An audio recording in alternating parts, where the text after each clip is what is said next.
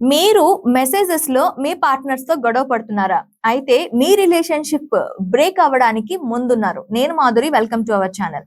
Yes, మీరు messages లో ఎప్పుడైతే గొడవ పడుతూ ఉన్నారు అనుకోండి, ఖచ్చితంగా మీ రిలేషన్షిప్ బ్రేక్ అవుతుందంట ఒక సర్వే చెప్తుంది.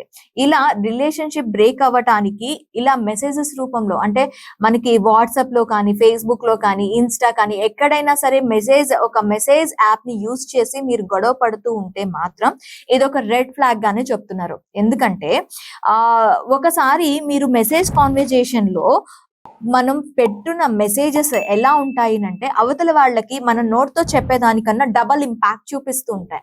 అలాంటి ఇంపాక్ట్ చూపించినప్పుడు మీరు ఎవరితోనైనా ఒక గొడవ, అంటే మీరు ఇంతకు ముందు కాలంలో మనకి ఉత్తరాలు రాసుకునేవారు, గుర్తుందా? ఇప్పుడు దానికి బదులు మనకి ఈ మెసేజ్ యాప్స్ అనేవి వచ్చాయి.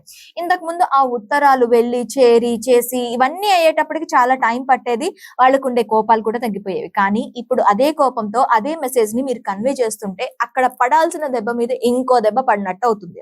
సో ఇక మీదట మీరు ఎవరికైనా మెసేజ్ యాప్ల్లో గొడవ పడితే మాత్రం తగ్గించుకోండి. ఏదైనా ఉంటే ఎదురెదురుగా కూర్చొని మాట్లాడుకుంటే క్షణంలో మొత్తం అంతా సెట్ అయిపోతుంది.